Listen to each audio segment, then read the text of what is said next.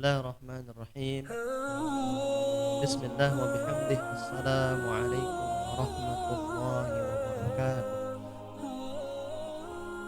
Bismillahi ma sya'allah la yasuqul khaira illallah. Bismillahi ma sya'allah la yasrifus su'a illallah.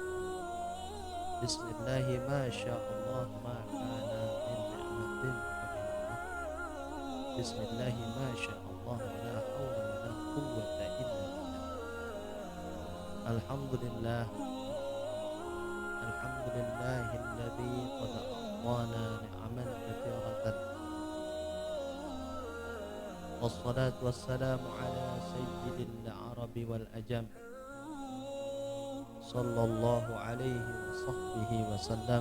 Allahumma aslih ummata sayyidina Muhammadin sallallahu alaihi wasallam. Farij an ummati sayyidina Muhammadin sallallahu alaihi wasallam. Warham ummata sayyidina Muhammadin sallallahu alaihi wasallam. Wanshur wahfaz wa ayyid nahdatal watan fil alamin bihaqqi sayyidina Muhammadin sallallahu alaihi wasallam.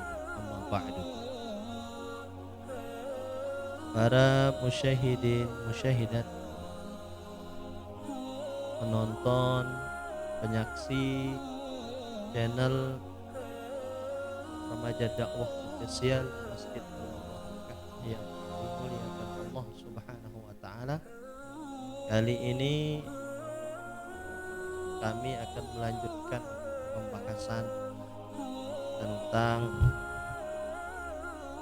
pembahasan yang sudah lewat pada minggu yang lalu, tentang bab pernikahan, yang mana kali ini yang insya Allah kita akan membahas tentang hukum-hukum di dalam pernikahan. Hadirin mustami'in mustami'at yang dimuliakan Allah Subhanahu wa taala. Hukum nikah itu tergantung daripada kondisi orang yang akan menikah. Walaupun memang menikah itu merupakan anjuran dari baginda Rasulullah sallallahu alaihi wasallam. Karena banyak sekali anjuran-anjuran yang tertera dalam Al-Quran maupun hadis, bahkan perkataan-perkataan para sahabat yang menganjurkan kita menikah. Di antaranya misalnya di sini di dalam kitab ini dijelaskan bahwa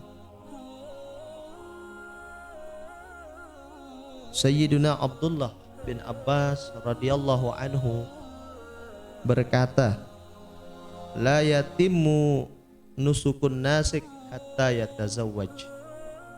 Tidak akan sempurna ibadah orang yang beribadah hingga ia menikah. Yang mana Sayyidina Abbas ini merupakan sahabat yang merupakan raja daripada penafsir Al-Quran.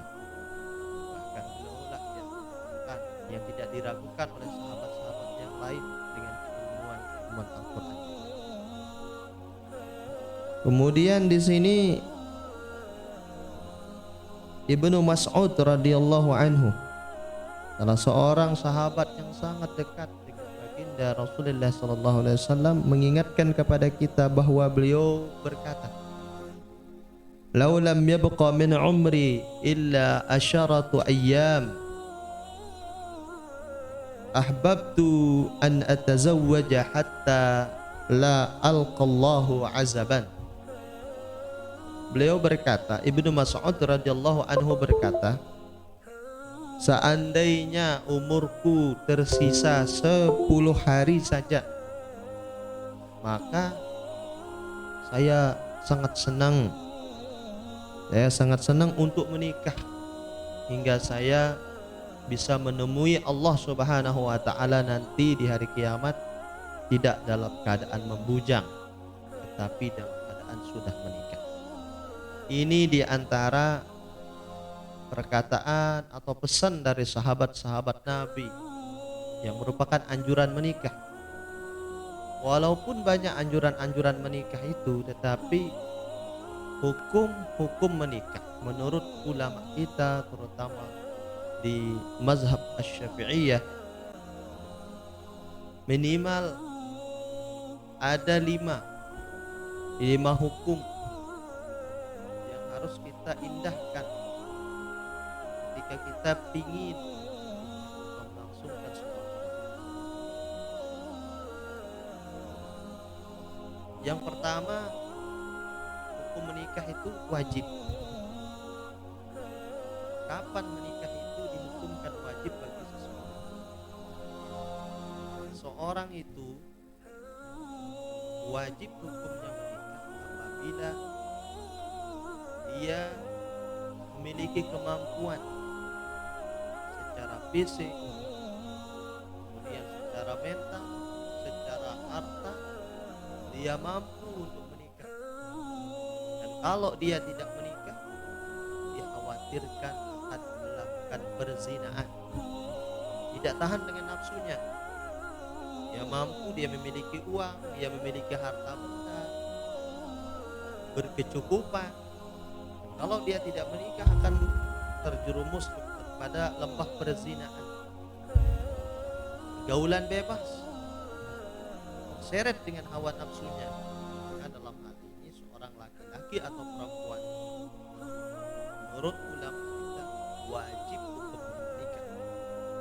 Kalau tidak menikah, maka itu akan mengakibatkan jerumus ke dalam jurang kesesatan, akan kehinaan di hadapan Allah Subhanahu wa taala.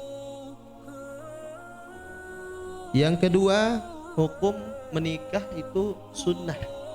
Pembagiannya itu sunnah, dianjurkan. Kapan menikah itu disunahkan? Menurut ulama kita, nikah itu disunahkan manakala seorang laki-laki itu punya kemampuan, punya kecukupan dalam segi harta benda,